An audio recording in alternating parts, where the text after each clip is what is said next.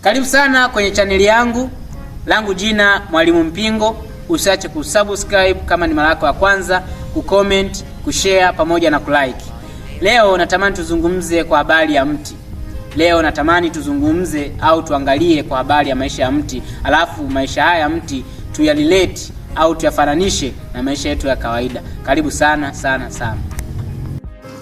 Yes, leo naomba nikupe story ya mti, ambapo story hii inahusika kabisa na maisha yetu ya kawaida.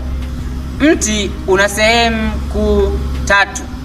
Sehemu ya kwanza ni majani, lakini pia sehemu ya pili ni matawi, lakini sehemu ya tatu ni mizizi. Naomba nianze na majani. Mti katika sehemu ya kwanza ya majani ndiyo mengi sana kwenye mti.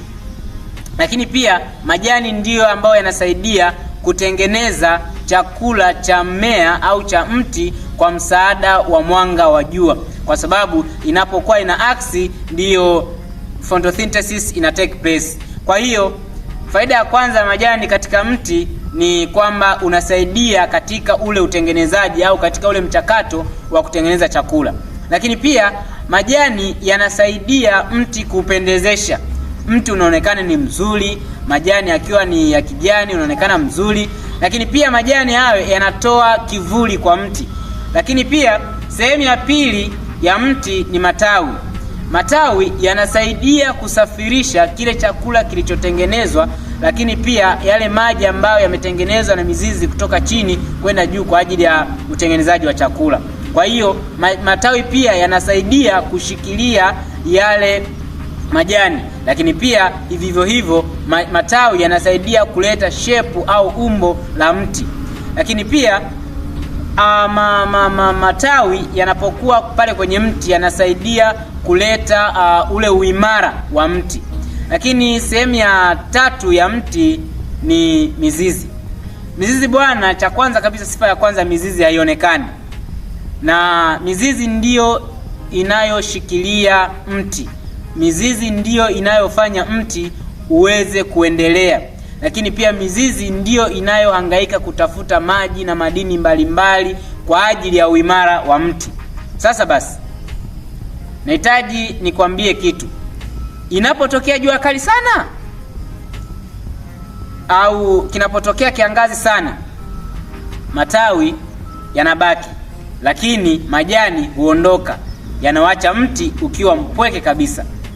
Lakini baada ya mvua kunyesha na jua kidogo kupiga, majani yanarudi tena kwenye mti. Lakini inapotokea dhoruba kubwa, labda upepo mkali na nini, pia matawi huwa yanakimbia, yanawacha mtu ukiwa peke yake. Lakini baada ya hali kuwa shwari, pia na yenyewe hurudi. Lakini mizizi, vyovyote itakavyokuwa, itokee jua, itokee dhoruba, itokee nini, mizizi ipo. Hata kama ule mti ukikatwa, lakini mizizi itachipusha mti mwingine. Nini maana ya hii story? Kwenye maisha yetu tuna watu wengi sana sana sana ambao wapo kwa ajili yetu au wapo kwetu kama matawi, lakini pia wapo kwa ajili yetu au wapo kwetu kama majani, lakini pia wapo kwetu au wapo kwa ajili yetu kama mizizi. Hawa watu wamegawanyika pia. Kwa mfano, wale watu ambao kwa kwetu kama majani ni wale watu ambao ni wakupita, wale ambao wapo kwetu kwa ajili ya kunyonya vya kwetu, lakini pia kutupatia kivuli kwamba wafahamu, mtu fulani yupo, mtu fulani yupo. Sasa hawa watu ikitokea tatizo dogo wanakukimbia, hauwaoni wote, wanakukimbia. Lakini unapokuwa na mafanikio, manake kwenye mti sasa, mvua inaponyesha, kajua kidogo kwa mbali, manake wanakuwepo wengi. Unapofanikiwa utawaona wengi wanakuja, lakini unapopata changamoto kidogo wanakukimbia. Lakini watu ambao kwa kwetu kama matawi ni wale watu ambao ikitokea changamoto kidogo watajing'ang'aniza kuwa na wewe, lakini wakiona hali imekuwa mbaya wanakukimbia, ila wakishafanikiwa wanarudi tena.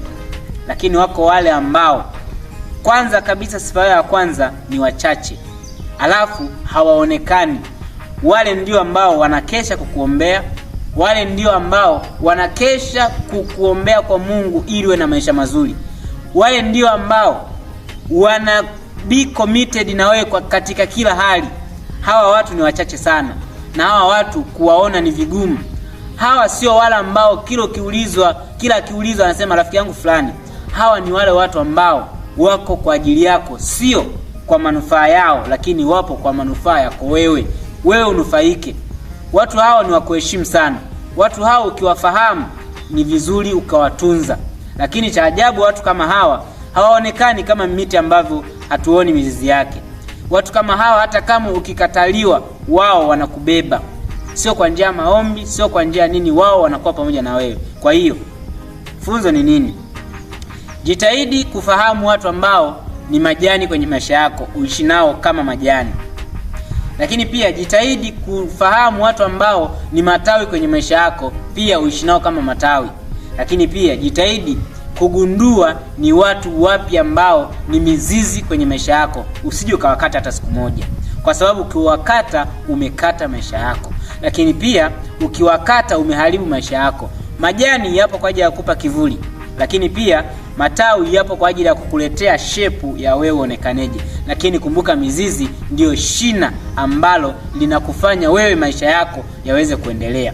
Sasa basi, jitahidi kuishi na watu hawa vizuri. Lakini wote wana umuhimu, lakini kuna wale ambao wana umuhimu zaidi. Na ukaribisha sana kwenye channel yangu. Usiache kusubscribe, kushare, kucomment, kuuliza maswali na kuacha na swali. Je, wewe ni nani kwenye maisha ya wengine? Wewe ni majani, wewe ni matawi, au wewe ni mzizi?